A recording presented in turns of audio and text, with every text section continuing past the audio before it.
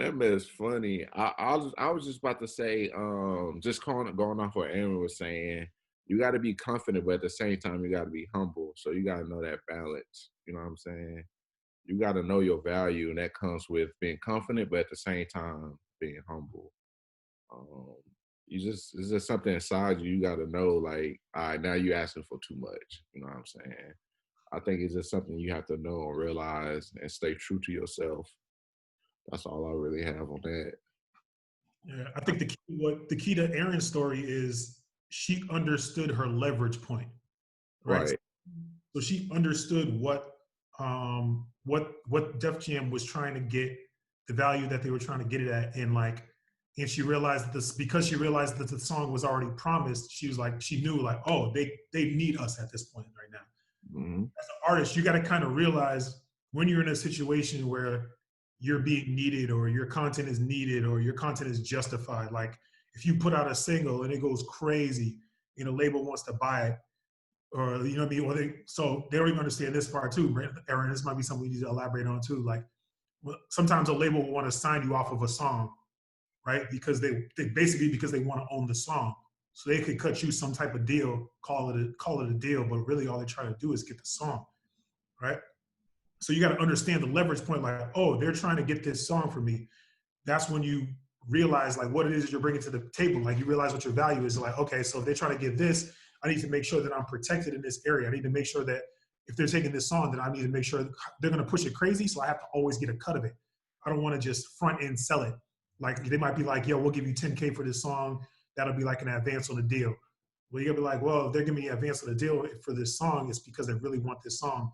I would rather make sure that I get a percentage lifetime or something along those lines, so that you're always being cut in. I remember it was one movie, I think it was The Matrix, and I think it was Keanu Reeves when they were when they were going to shoot The Matrix. So we all know Will Smith turned it down. One of the worst decisions maybe ever when we're talking about delusion versus value, right? Will Smith turns down the Matrix role, which is terrible. But then we find out later that they offer Keanu Reeves the role. They want to pay him some crappy amount of money.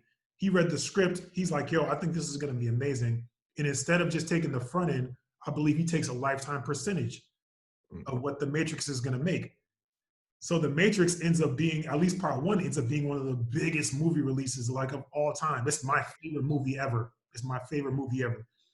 And so instead of just getting paid front end, Keanu Reeves takes a cut. And now he's making way more money than he ever would have made if he would have just took that deal. That was the first thing that they offered him. So as an artist, realize your value is equated when you start getting offers. That's how you know, how am I valuable? How do I know people want me? Because people ask for you. Right? Same thing for shows. How do I know I should start booking shows? I should start booking tours? Because people are like, where you at? People are like, yo, can you come here and perform? If no one's ever asking you to come perform, that means nobody wants to see you behind. Right? That's just it. That's how you know. Like people asking for me, okay, then that means I need to get out more. You getting hundreds of questions, you getting dozens of at least dozens of inquiries where people are like, yo, where you at? You gonna do a show? Blah blah blah. Like, and we're not talking about your friends and your cousins and your mom, because yeah, your mom wants to see you.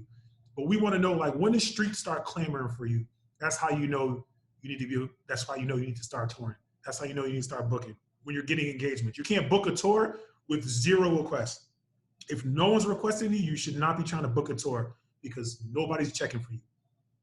When you're getting dates here, here, and here, that's when you need to be like, oh shoot, I could route that. And then I could figure out how to get here, here, and here. And then make that a whole thing and build a tour showcase, a tour circuit. Like that's how you know. You can't just assume people want to see you. You can't be delusional and just think like, yo, I'm just popping and I want it. There's stuff that shows you that you're popping. People asking for you. Your streams are dictating it. Your streams are around the country. Your streams are not just in your city. Like you're not just popping in your town. And a lot of people ain't even popping in their town, let's be honest. But you want to at least, have some proof that like there's a bunch of people around that are looking for you and checking for you. And that's how you know, like, okay, I'm not delusional. I actually have leverage. I actually have value. Somebody wants me. Right. And value don't equal likes. Value don't equal followers. That's not value. Those vanity metrics. We talking about true value. We don't care that you have, you know what I'm saying, 20,000 followers. That don't mean nothing. 20,000 followers, none of them talk to you. Right. We barely care about streams because even sometimes a lot of artists does have a lot of streams, but that can come from different. That could just be because you on a playlist right now. That don't mean you have true fans that will come out and see you at a show.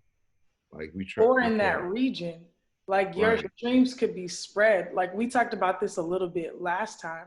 It's an invite only. Nigga, what you doing? Get right, homie.